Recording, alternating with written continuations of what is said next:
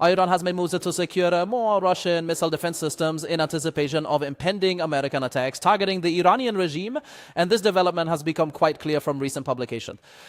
Exclusively yesterday by the Financial Times, which in a the Russian shots which revealed that a secret military deal was concluded between the Iranian and Russian sides valued at 500 million euros or $589 million in order to acquire the Russian-made Verba defense systems. These systems are essentially shoulder-fired missile systems designed to engage targets from the ground to the air.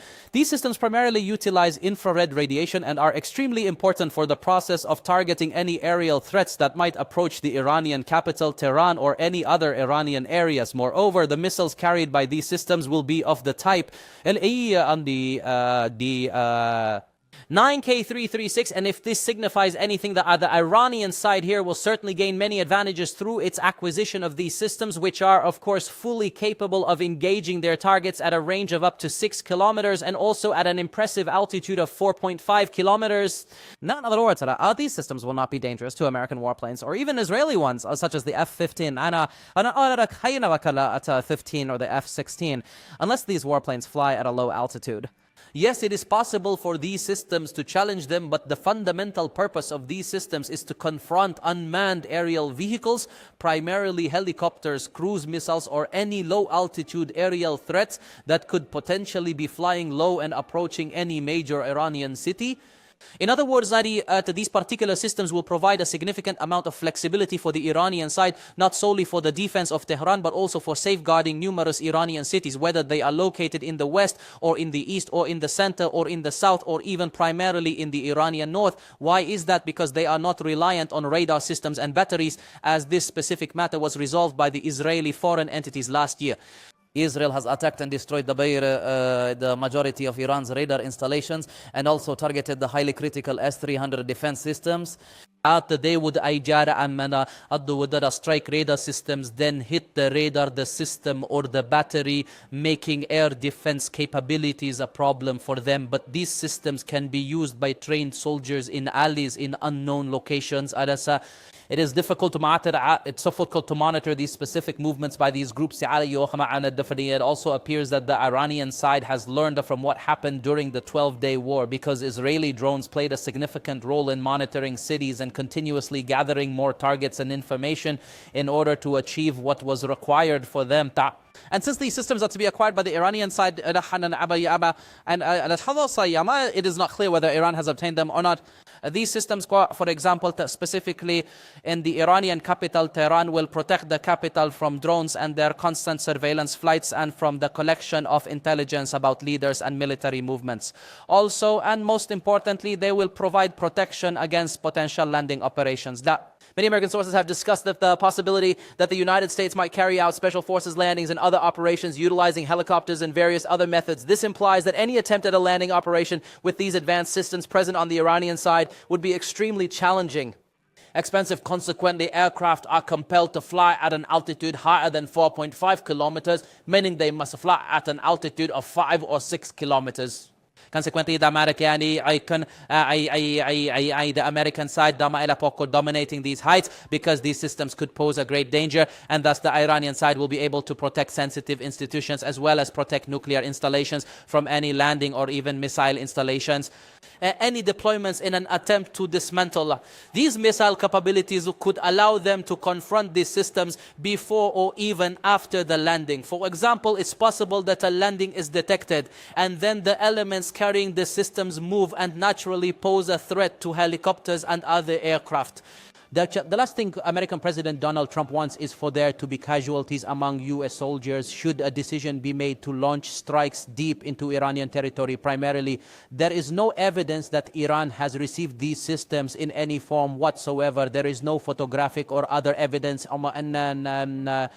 However, from yesterday, a report published by the Financial Times revealed that a Russian military cargo aircraft, specifically an Ilyushin 76, was observed observed taking flight from Moscow and then disappeared. Its tracking system shut down at these precise locations with the significant jamming naturally, which made it appear as if it had been flying over Ukraine before it reached this particular region by way of the Caspian Sea, and it seemed as though it had arrived in Tehran. However, upon tracking this aircraft, we observed that it proceeded, and it appeared to have descended towards a runway, specifically the one designated for Karaj, which is situated in the southern part of the area. This means it's located west of the Iranian capital, Tehran, and this is the footage that clearly shows it's from a Russian military cargo plane, the Il-76. It's quite possible this is the very first shipment of these systems we've been discussing that has arrived, Verba systems. Now, to pass a significant focus on protecting Iran's capital, Tehran, for the Iranian regime, the jamming at the start of this month was like this, and the latest military jamming update showed a huge rise over Tehran. Also, S-300 systems have appeared. It appears that Iran now possesses an additional S-300 battery according to satellite intelligence updates from the past 72 hours at a location south of Tehran. This area is a key point for defensive systems. A notable battery specifically appeared here on February 20th.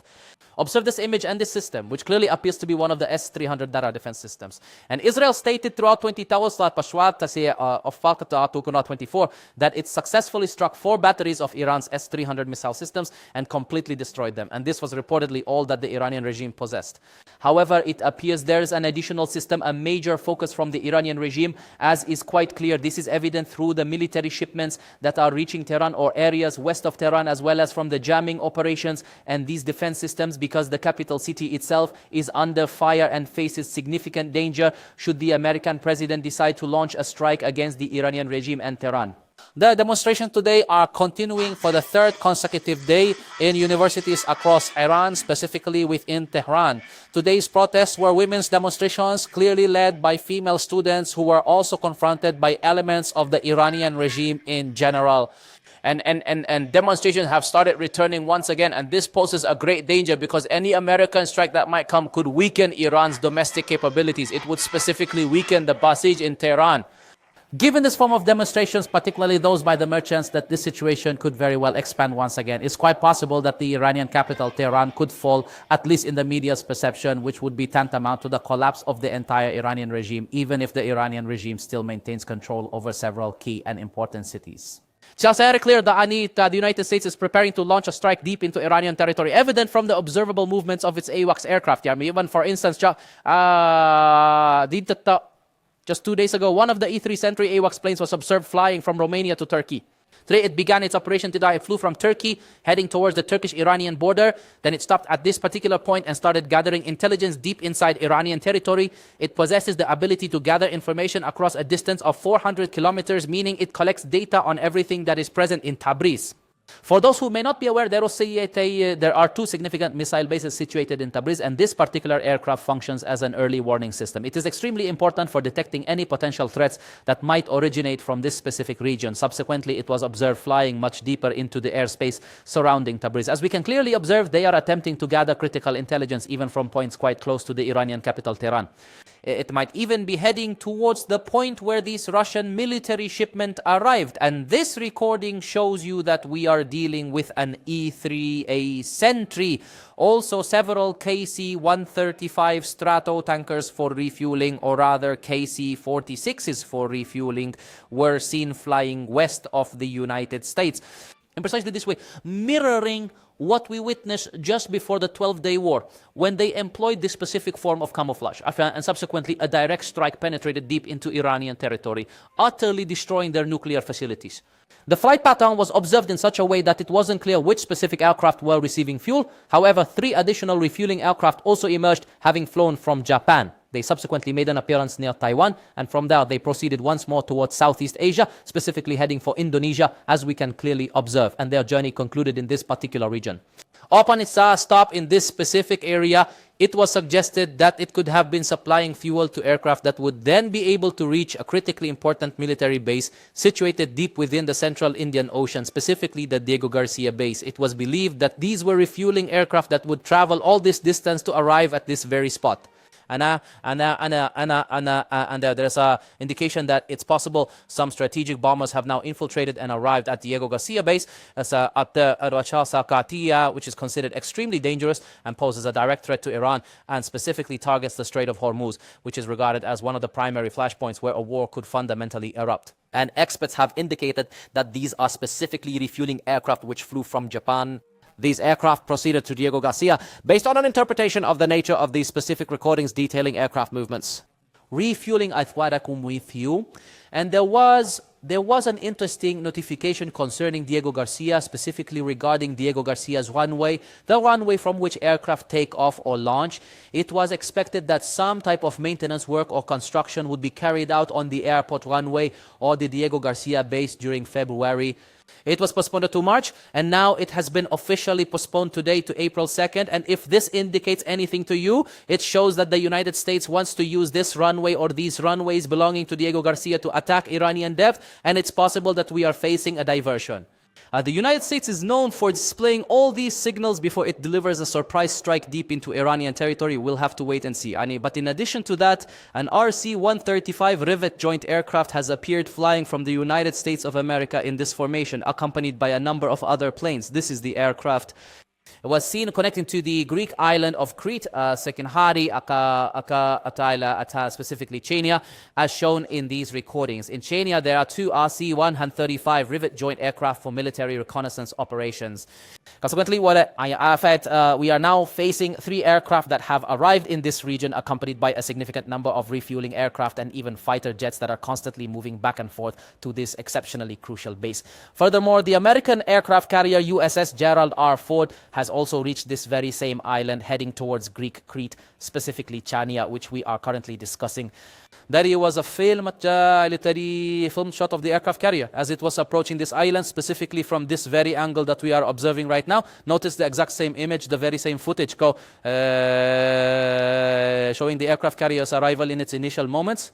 Here, the Gerald Ford makes it clear to you that the aircraft carrier has become extremely close to entering the operational area and engaging in potential operations against the Iranian interior. And if this indicates anything to you, it means this aircraft carrier needs, at the absolute latest, until next Thursday to be positioned off the Israeli coasts. And if this signifies anything, it means that everything will be prepared within approximately 2 days at the absolute maximum to commence fundamental operations against Iran. Furthermore, there are additional destroyers that have entered the Mediterranean Sea, such as the USS Winston Churchill, which has now crossed the Strait of Gibraltar. This marked its initial passage through the Strait of Gibraltar. Also, the USS Thomas Hudna Turkey, which also traversed the Strait of Gibraltar. There's a great deal of movement, and indeed substantial American naval activity is present in this particular area. Furthermore, the Russian Navy, which was previously stationed at Bandar Abbas near the Strait of Hormuz, is no longer to be found here. And then they conducted a maneuver with the Iranian Revolutionary Guard Navy and then left and is no longer present as WAPA. As we've observed since yesterday, this makes it clear that there will be no impediment for the United States to carry out a military operation now deep inside Iran. There is only one Chinese ship, as we can see in yellow. The Russians, for their part, have departed from this region.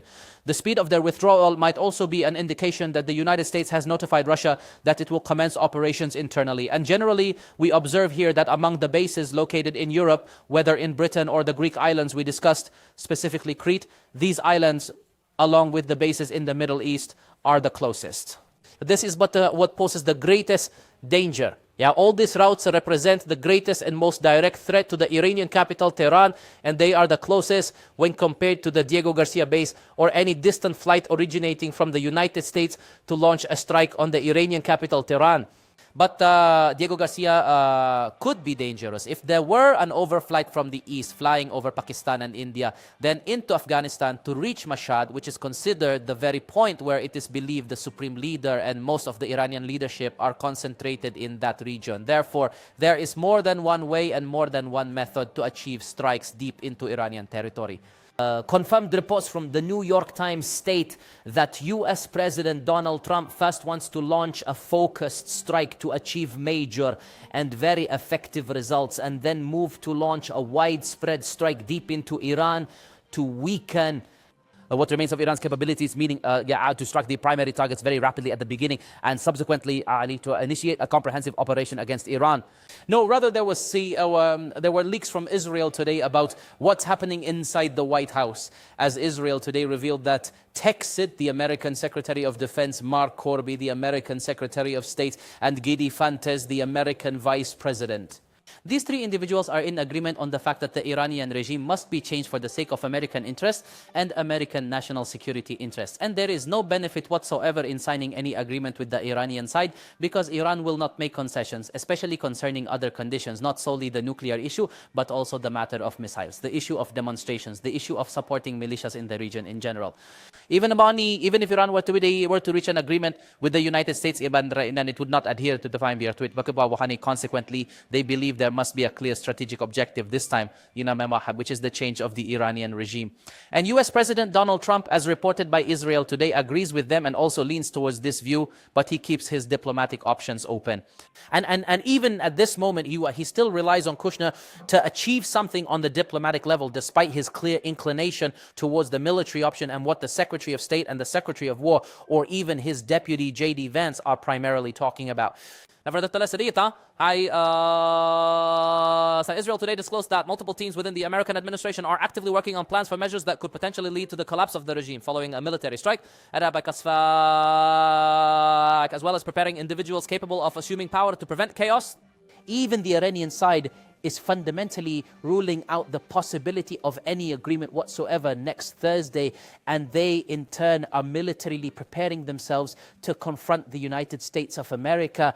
However, Ali Larijani is expected to head tomorrow, according to several Iranian and international reports, to Oman to deliver the Iranian side's view regarding the nuclear issue. Sa island din team be Iranian Foreign Minister Abbas Araghchi made an appearance on Face the Nation, where he explicitly stated that his team is currently developing a series of proposals which they intend to present to the United States government within the next 2 days.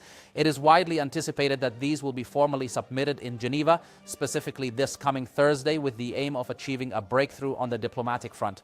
The military situation is speaking a different language than what we're hearing from the diplomatic circumstances, but even the diplomats themselves seem to have arrived at a point and a clear understanding that reaching an agreement with Iran